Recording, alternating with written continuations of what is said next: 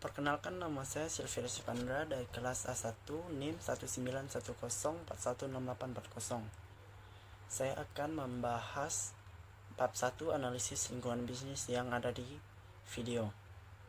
Langsung saya akan bacakan. Yang pertama yaitu lingkungan bisnis dimaksudkan agar kita dapat mengidentifikasi adanya peluang-peluang atau opportunities dalam bisnis. Dengan demikian, perlu dalam segera mendapatkan perhatian eksekutif dari perusahaan, dari para pengambil keputusan, dan di saat yang sama dengan melakukan analisis lingkungan bisnis ini, maka kita juga dapat dengan segera mengantisipasi adanya berbagai ancaman atau threat. Analisis lingkungan bisnis ini terdiri dari dua komponen pokok. Yang pertama adalah analisis lingkungan makro, dan kedua adalah lingkungan industri. Jenis lingkungan makro tadi terdiri dari apa saja? Misalnya lingkungan ekonomi, sosial, politik, teknologi, budaya, pendudukan, dan lain sebagainya. Lingkungan industri itu sendiri berada perantaranya sebagai interveningnya. Bagaimana lingkungan makro tadi bisa mempengaruhi dari prospek perusahaan, bisa juga secara langsung, bisa juga tidak langsung. Melalui lingkungan industri terkait karakteristik pokok dari lingkungan bisnis makro. Yang pertama, lingkungan bisnis makro itu tidak memiliki batas. Dan tadi sudah dijelaskan bahwa lingkungan ini tuh terdiri dari lingkungan ekonomi, teknologi, politik. Sangat sulit bagi seorang manajer untuk bisa memiliki suatu pengetahuan yang menyeluruh terkait beragam aspek tersebut. Sulit rasanya seorang bisa memahami bahwa aspek lingkungan ekonomi, politik, sosial, budaya secara bersamaan dan secara lengkap. Kemudian kedua, lingkungan bisnis makro juga biasanya hanya memberikan sinyal yang lemah. Kenapa? Karena perubahan yang terjadi itu biasanya memberikan sinyal yang lemah dan bagi manajemen sulit untuk dideteksi. Hari ini konsumen misalnya berperilaku A, mungkin 1 pekan atau 1 bulan 2 bulan ke depan itu sudah berubah perilakunya. Kadangkala sinyal yang ada itu bertolak belakang dengan apa? Dengan dugaan yang sudah dilakukan oleh perusahaan.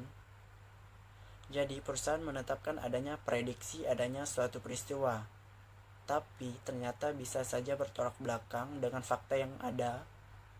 Kemudian lihat dari kepentingan perusahaan lingkungan bisnis makro. Juga biasanya memang di sini memiliki sifat tak dapat dikendalikan. Bagaimana bisa perusahaan mengendalikan misalnya politik, sosial, budaya, hukum yang ada dalam satu negara. Jadi kita tidak bisa mengendalikannya. Berikut ini juga coba saya akan bahas terkait dengan bagaimana membangun kepekaan perusahaan akan perusahaan. Pertama, perusahaan harus tanggap perubahan-perubahan akan segala konsumen. Katakanlah 5 tahun sebelumnya konsumen memiliki sukaan atau perilaku hanya ketahuilah menggunakan ponsel, hanya berkirim pesan SMS. Jadi perubahan perilaku konsumen juga perlu antisipasi. Kedua, di sini juga dikatakan perusahaan juga harus peka akan perubahan daripada pesaingnya. Jadi apa yang dilakukan pesaing perusahaan juga harus mencoba mengetahuinya. Pesaing sedang buat apa sekarang, sedang berinovasi apa. Jadi si perusahaan juga harus bisa tanggap agar tidak kalah dalam persaingan. Berikut juga di sini dikatakan pendekatan metode analisis terkait lingkungan makro. Jadi penetapan beragam pendekatan analisis lingkungan makro di sini disesuaikan dengan karakteristiknya dan bagaimana kita melakukan pendekatan analisisnya. Apakah sifatnya tidak reguler, jadwal teratur, ada sifatnya kontinu.